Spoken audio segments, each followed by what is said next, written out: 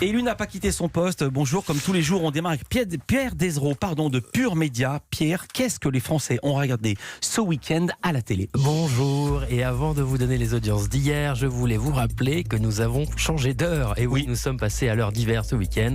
Un changement d'heure qui n'est pas pour déplaire au patron de chaîne, puisqu'il s'accompagne traditionnellement d'audiences à la hausse en nombre de téléspectateurs. Nous suivrons donc d'éventuels records tout au long de la semaine. Alors, les audiences d'hier. Hier, c'est TF1 qui s'est classé en tête des audiences avec sa soirée ciné-dimanche. En cette période de vacances scolaires où les petits ont le droit de se coucher tard, la une misait sur le film d'animation américain inédit Tous en scène.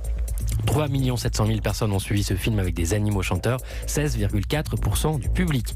M6 est deuxième avec un nouveau numéro de Capital, le magazine présenté par Julien Courbet.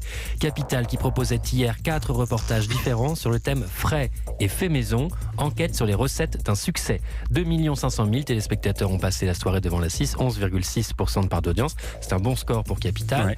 La troisième place, c'est pour France 3 avec de nouveaux épisodes de la saison 12 de la série policière canadienne Les Enquêtes de Murdoch.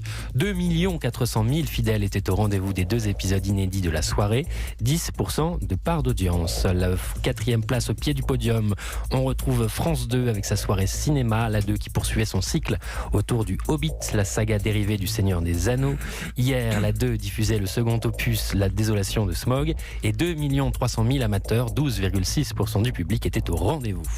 Enfin, du côté des autres chaînes, c'est le chiffre qu'attendaient ce matin tous les fans de foot. Mais on le connaît. Canal+ tire son épingle du jeu avec le classico entre l'OM et le PSG, un match toujours très attendu. Paris a été magique et s'est imposé à domicile 4-0. Si, 4-0. Si. C'est Cyril Lacarrière qui veut changer les résultats du match. Non, on ne refait pas le match. Et quant au score, a-t-il été magique? Eh bien oui, 1 900 000 supporters, 8,3% de part d'audience. Et Pierre, vous me l'avez dit, vous avez regardé, il y avait 4-0 déjà à la mi-temps. Est-ce que l'audience a baissé pour la seconde mi-temps? Non, ils sont restés quand même pour voir si jamais il y avait une éventuelle remontada qui n'a pas eu lieu. Ouais. Cyril Lacarrière qui est au fond du puits.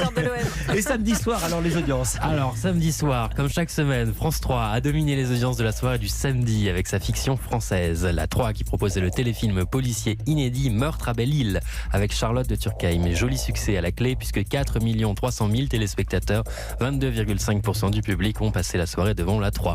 France 3 qui a largement dominé TF1 dont le divertissement Danse avec les stars plafonne. Ils étaient samedi 3 300 000 devant l'émission présentée par Camille Combal, 17,6% du public. Cette soirée spéciale Kids, au cours de laquelle Clara Morgan a été éliminée, les enfants et Clara Morgan, ça ne fait pas forcément bon ménage, a donc fait 1 million de moins que France 3. C'est moyen, mais c'est stable sur une semaine. À noter enfin qu'après des samedis soirs très difficiles ces dernières semaines, France 2 reprend des couleurs. La 2 qui proposait le concert événement consacré aux 130 ans de la Tour Eiffel, 2 300 000 personnes, 12,8% du public ont suivi le spectacle présenté par Stéphane Bern et Marie-Sophie Lacaro. Et dans la foulée, On n'est pas couché de Laurent Ruquier a affiché une audience en nette hausse sur une semaine. 862 000 fidèles, 14% de part d'audience. Ils avaient touché le plus bas la semaine d'avant. Exactement. Merci beaucoup Pierre, à lundi. À part droite,